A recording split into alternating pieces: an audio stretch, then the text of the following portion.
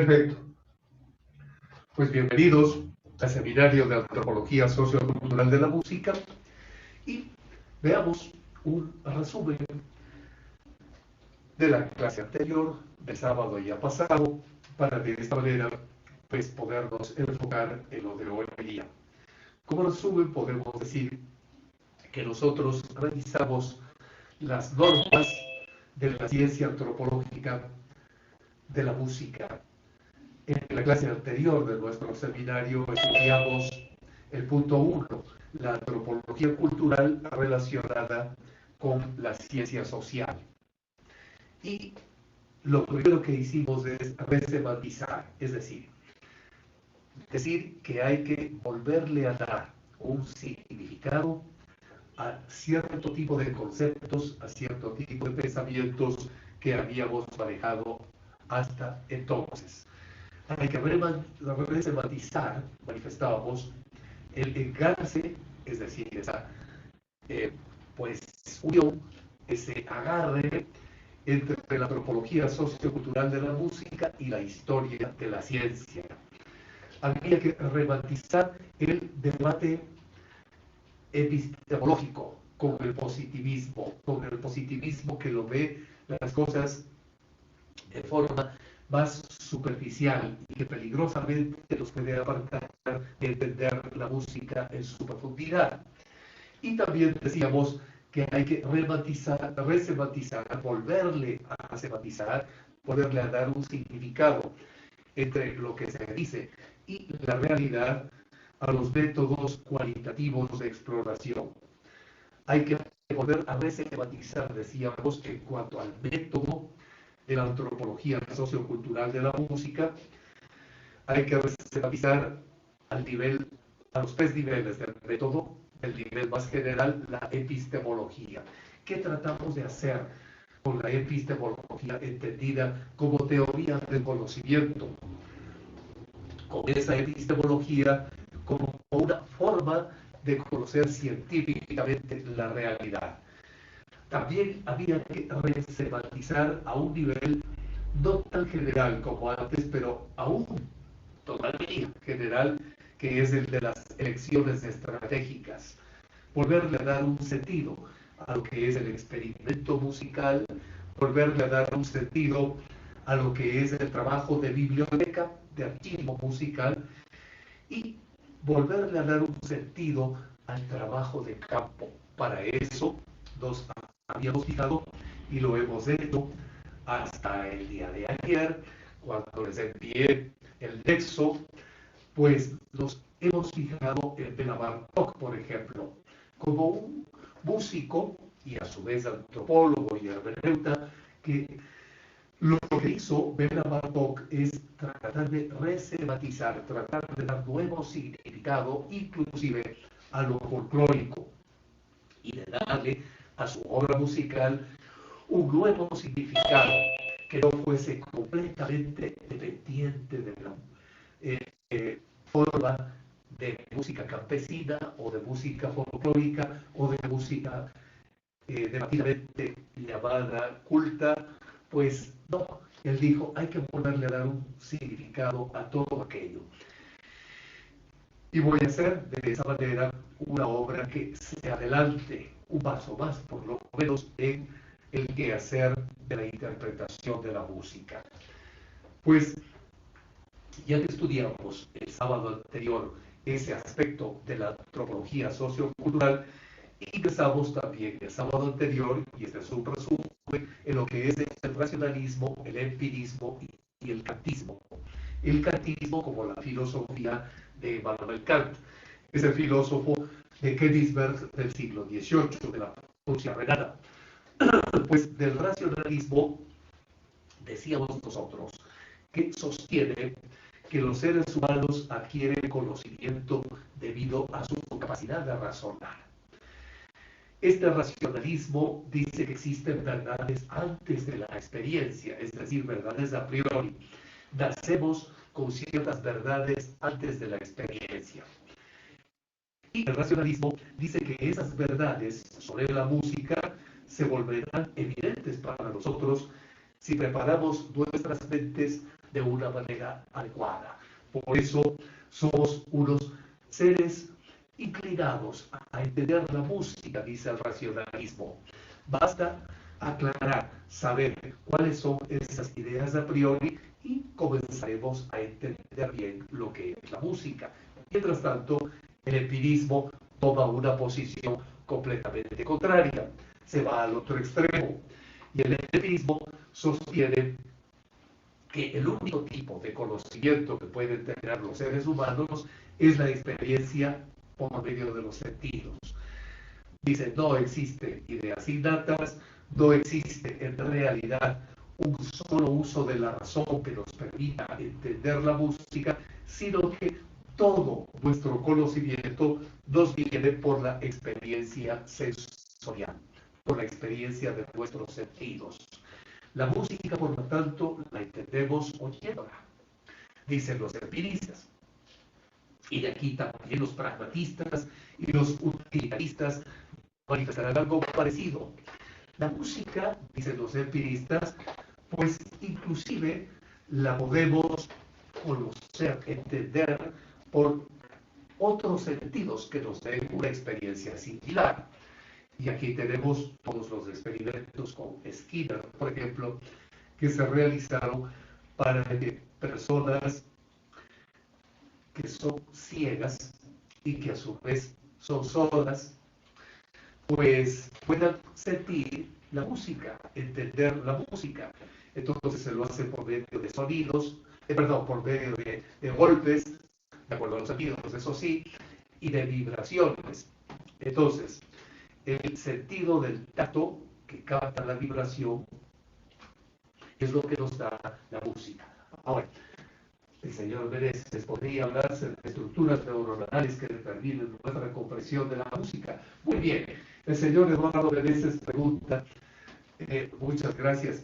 A veces me voy a perdonar que conteste después de 1 minuto y medio. Esto se debe a que corren los asistentes de cátedra de una parte a otra, porque tenemos la transmisión en otra habitación. Esta es el aula, pues está en otra aula de virtuales, y desde allí vienen y me ponen en la pantalla. Entonces, ahora contestamos al señor Meneses, que me decía exactamente, me ponía la pregunta, si podría hablarse de estructuras neuronales que determinen nuestra comprensión de la música. Pues, esta es una corriente actualísima que proviene de la neurología y de la neuropsicología, más aún de esa relación entre cerebro izquierdo, cerebro derecho, entre el cerebro razonante, el cerebro sintiente, entre ese cerebro reptiliano que a veces nos juega malas pasadas. Y hay un paso más, con Viktor Frankl. Viktor Frankl, que luego de salir del campo de concentración vivo, comienza a hacer la logoterapia. Es decir, él como médico, luego como psiquiatra y después como psicólogo, especialista en neurología, dice, ¿saben una cosa? El cerebro es posible que nos ayude muchísimo, no solo a entender la realidad, sino a sobrevivir ante una realidad adversa. Y de allí aparece esta tendencia a relacionar lo neuronal, las neuronas con sus cilindros de ejes, sus dendritas, su capa de mielina, la mielinización, y luego no solo los cilindros, ejes, los axones, sino también esas sinapsis, es decir, ampliaciones de la mente, que son las que realmente nos ayudan, de acuerdo al texto de su pregunta, a entender que sí se puede hablar de estructuras neuronales que no determinan en realidad, pero sí nos ayudan a comprender la música. ¿Por qué hay esa diferencia entre determinar y apoyar? Porque de todas maneras hay una franja de libertad para comprender la música de una o de otra forma. Pero la verdad es que la estructura neuronal es la que nos ayuda infinitamente a comprender la música. Es una posibilidad que se nos presenta debido a nuestra propia estructura encefálica. Es verdad. Y en esto ingresa también el campo de las neuronas, de la producción de endorfinas, por ejemplo, que de alguna manera van a coadyuvar. Ahora bien, aquí está una preciosa fuente de discusión, de debate, en cuanto a determinar la comprensión de la música por medio de las redes neuronales, porque son estructuras en forma de redes, son sistemas. Y este es el debate entre la natura y nurtura, es decir, entre la naturaleza neuronal y lo que es adquirido luego del nacimiento. Es interesante cómo lo adquirido muchas veces llega a superar lo genéticamente pues dispuesto a través de generaciones, y lo adquirido congénitamente o lo adquirido luego del nacimiento va a mejorar esas mismas estructuras mentales. Y se dice que la música se la puede entender gracias a esas sinapsis, es decir, a esas relaciones neuronales, sí, está muy bien, y que esas sinapsis se van ampliando mucho más conforme el niño o la persona va de audición en audición. El gusto se forma biológicamente, es interesante también. ¿Por qué? Porque hay un debate con lo cultural, porque existen otros psiquiatras igual, psicólogos también, neurólogos, que dicen, hay pasos que no podemos entenderlos bien si no asimilamos el concepto de cultura. No son meros pasos biológicos o neurológicos de redes neuronales, sino que esas redes están alimentadas por otra cosa. Están alimentadas por el entorno social, por el entorno personal, familiar, están alimentadas por el entorno de una concepción de la vida, de un utillaje mental o de una cultura, de una forma de pensar y de actuar dentro de la sociedad. Pues hasta ese momento es hasta este tiempo, siglo XXI, nos encontramos con la forma de determinación si es biológica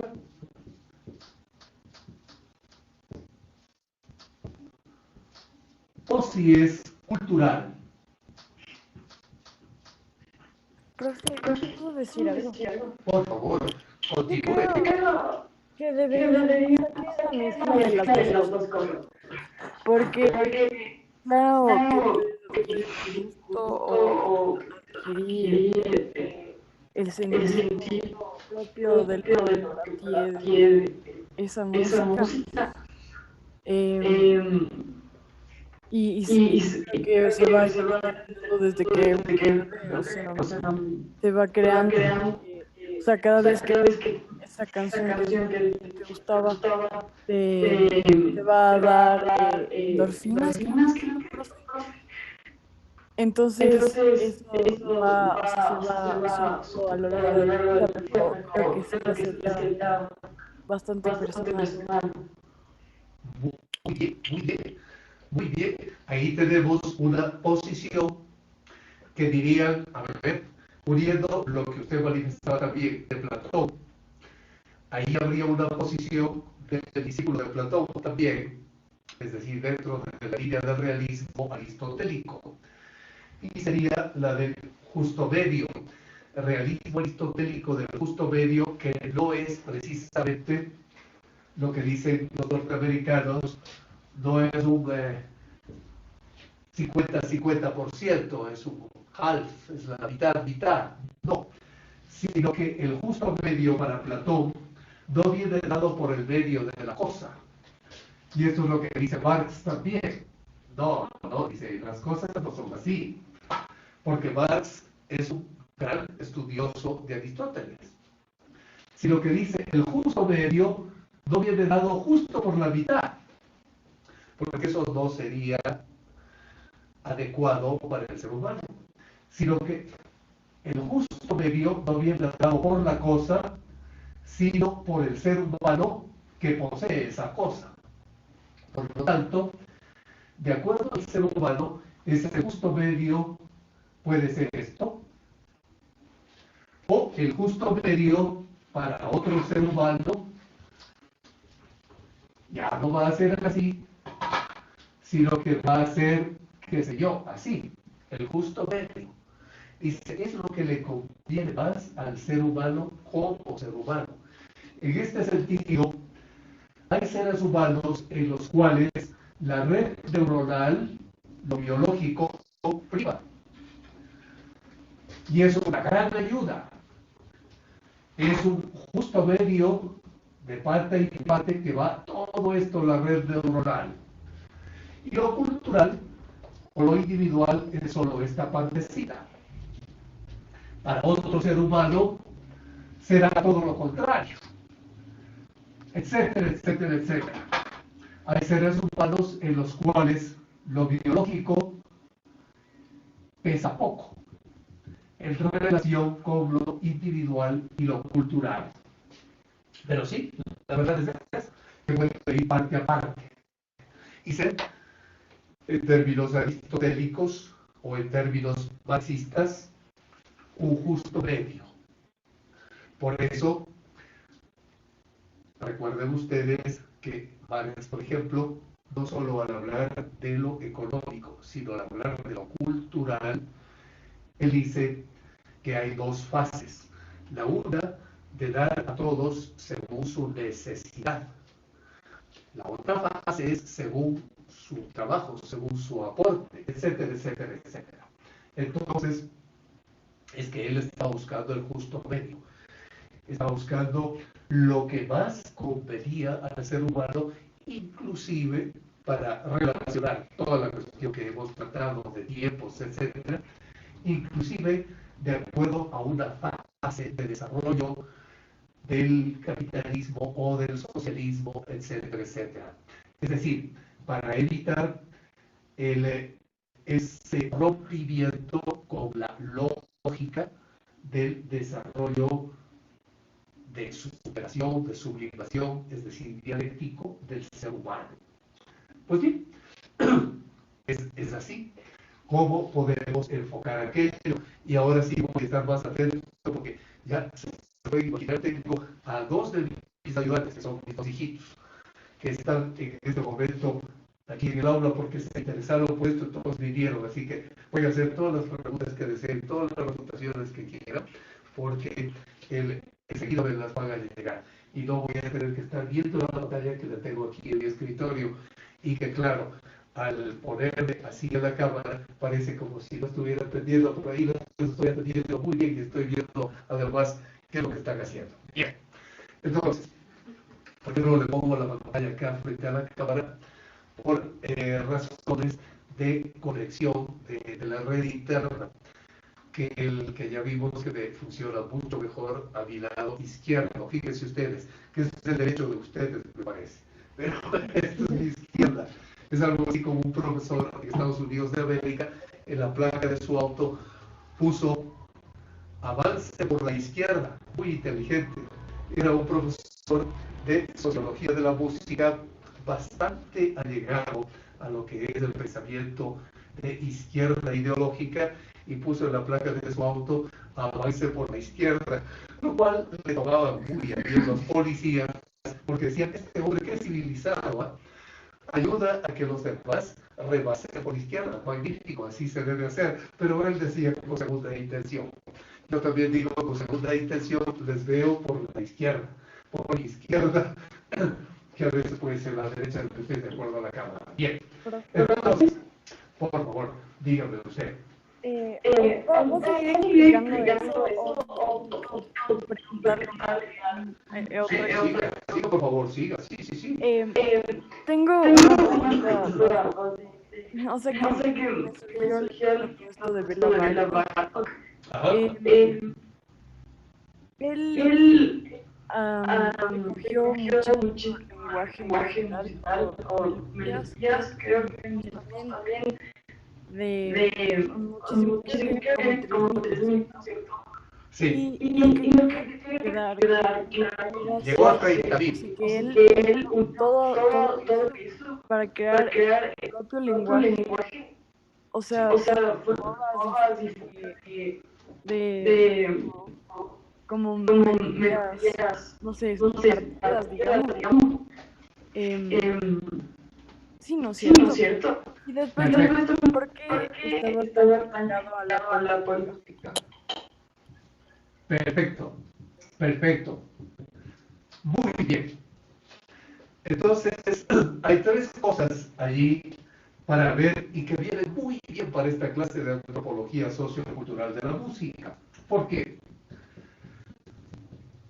Tomamos el ejemplo de Bela Bartók, que trabajó con alrededor de 3.000 composiciones y se encontró en su escritorio, al fallecer, que tenía 30.000, es decir, 10 veces más, composiciones listas para seguir trabajando.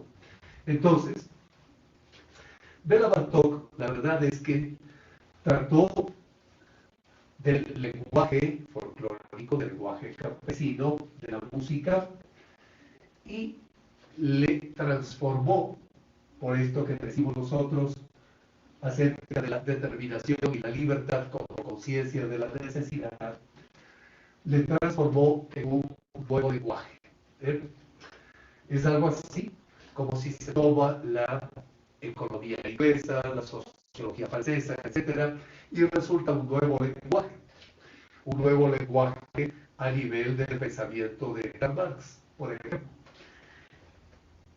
Y el estilo.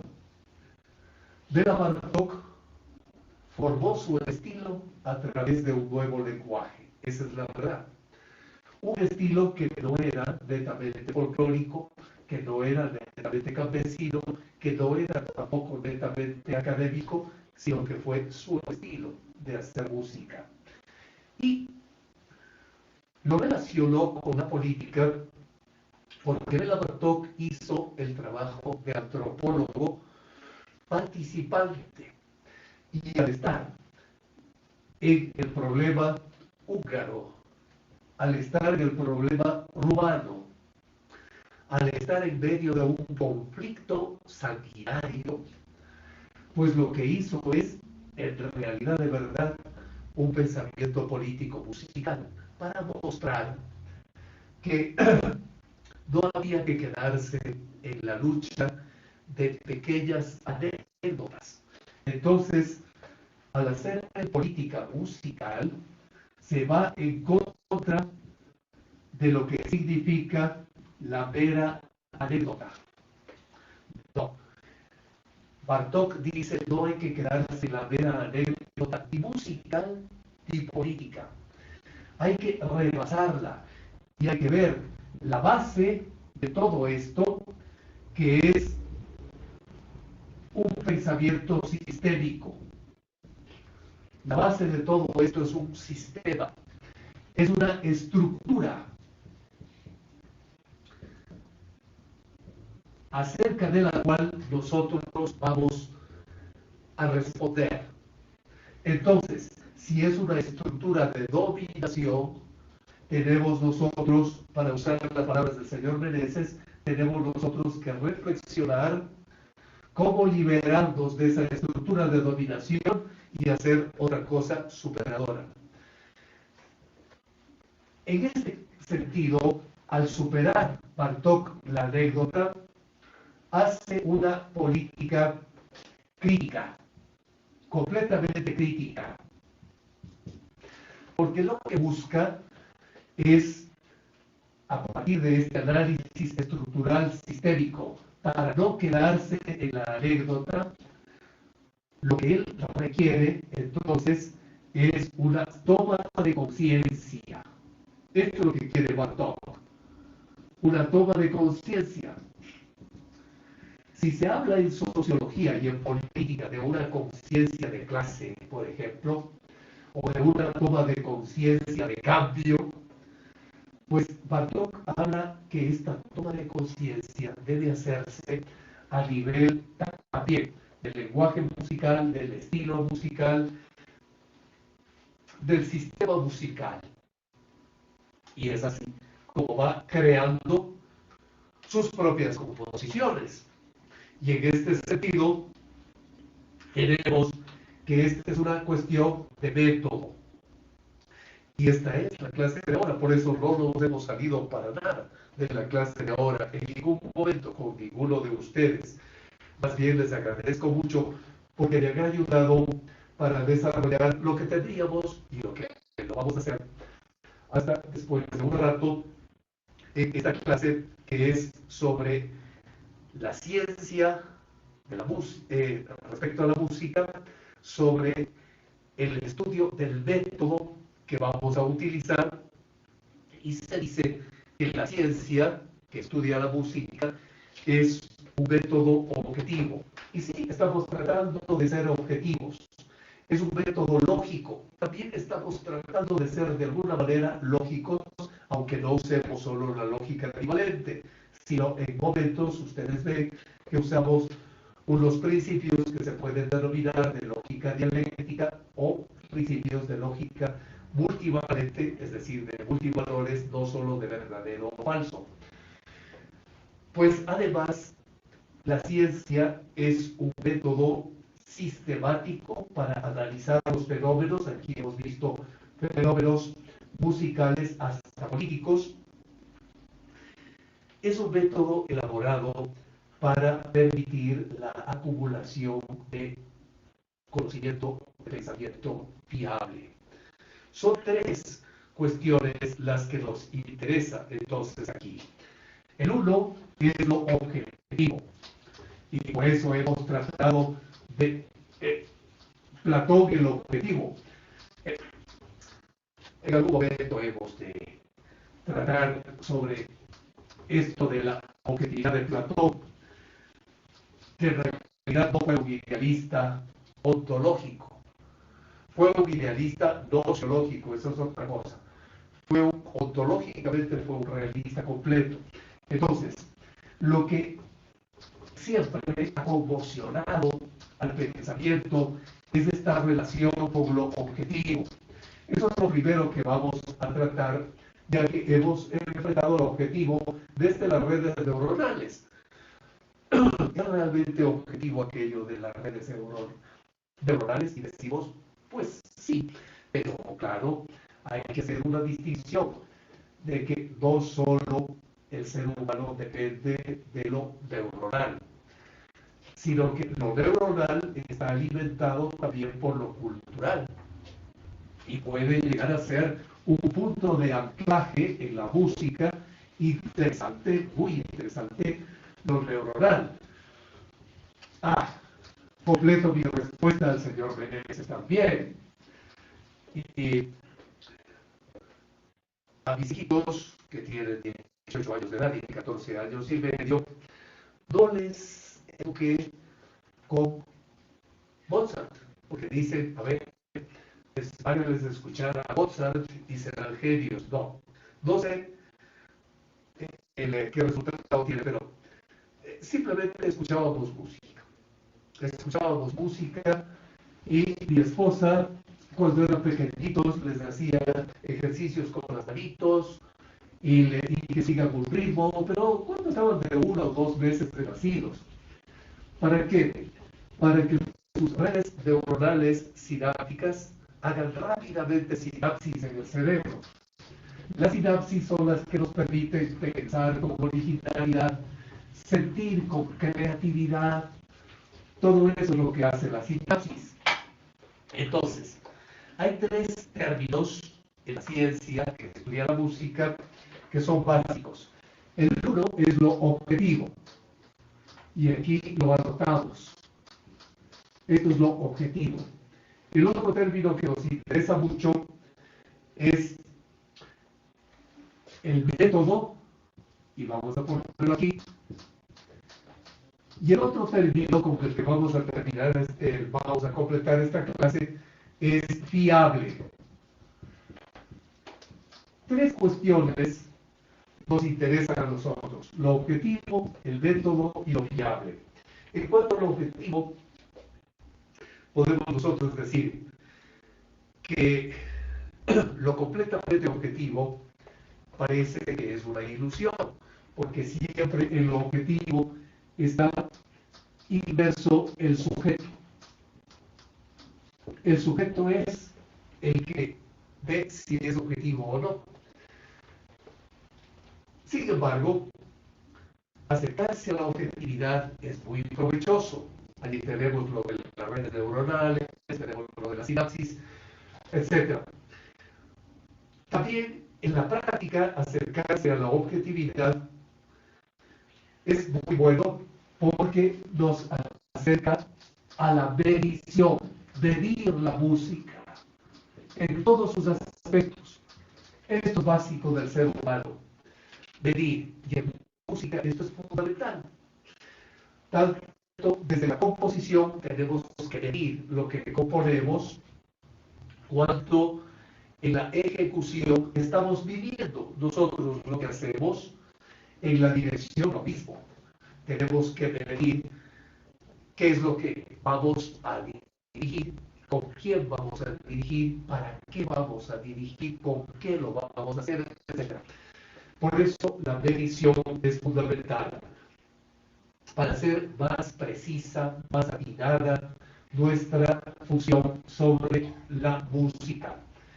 En un esfuerzo constante para hacerlo más precisa. Entonces, además, los resultados de la medición, por ejemplo, acerca del estudio de la música, hay que hacerlo siempre medición por pares.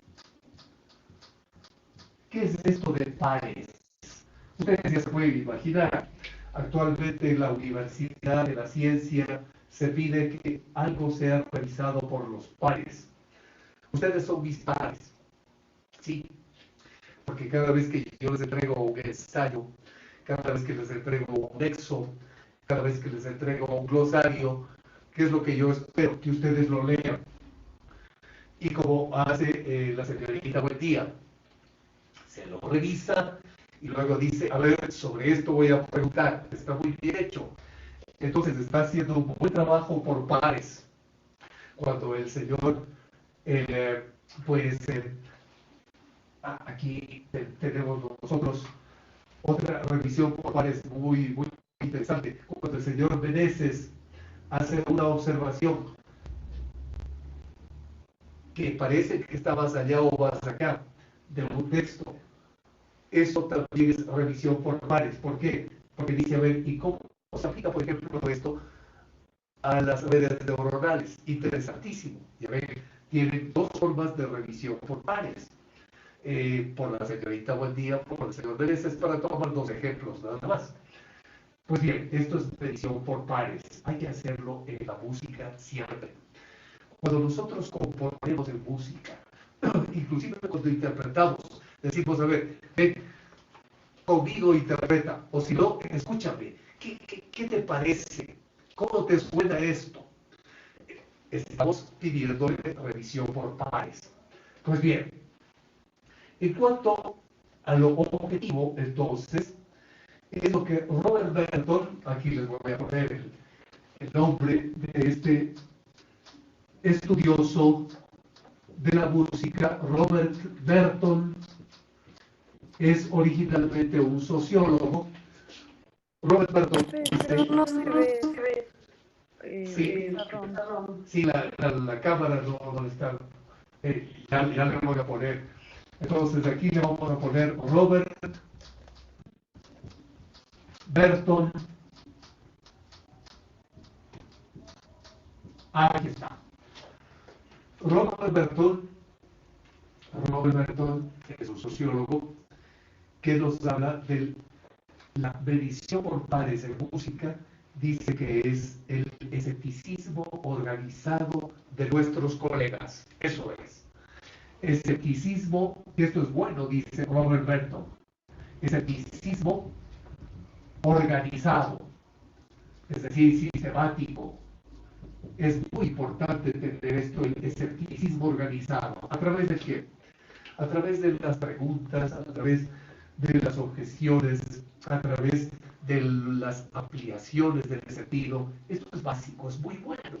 Por eso ustedes en este seminario están haciendo algo maravilloso, que yo les agradezco muchísimo a ustedes, porque ayudan a desarrollar lo que Burton dice, escepticismo organizado en música.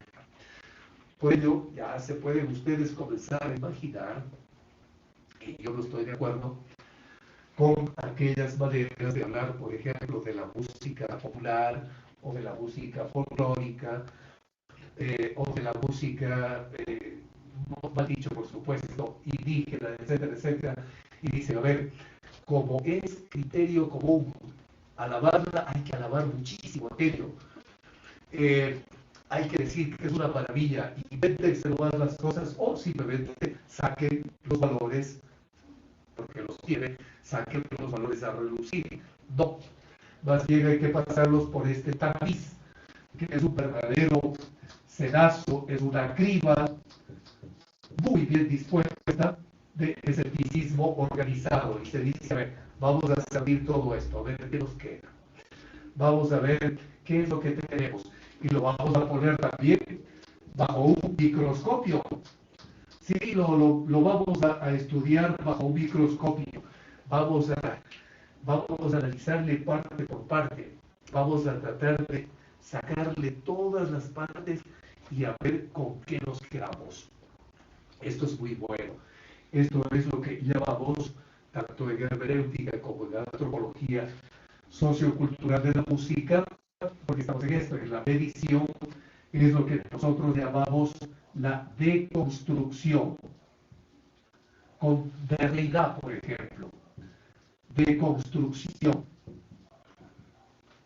Es decir, lo que está construido lo vamos a sacar por pedazos, a ver cómo está hecho.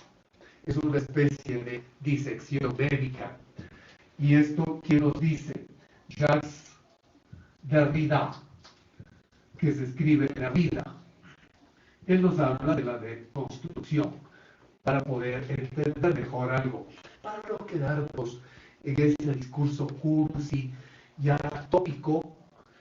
Vamos a tener una clase sobre los tópicos musicales, es decir, lo que se está repitiendo y repitiendo, inclusive frases musicales, etcétera, porque se dice tuvieron éxito y vamos a repetirlas. Muy bien, pues vamos a ver este paso de someter por pares el escepticismo organizado de los colegas, lo que es el método. Aparentemente le hemos tapado ya la pizarra y le hemos dejado al método solito, pero el método sí está conectado con todo esto. ¿Por qué? Porque el método lo que busca es lo que aparentemente está aquí afuera, ingresarlo. Eso es el método, ingresarlo. Me falta menos de un minuto, vamos a conectarle unos minutitos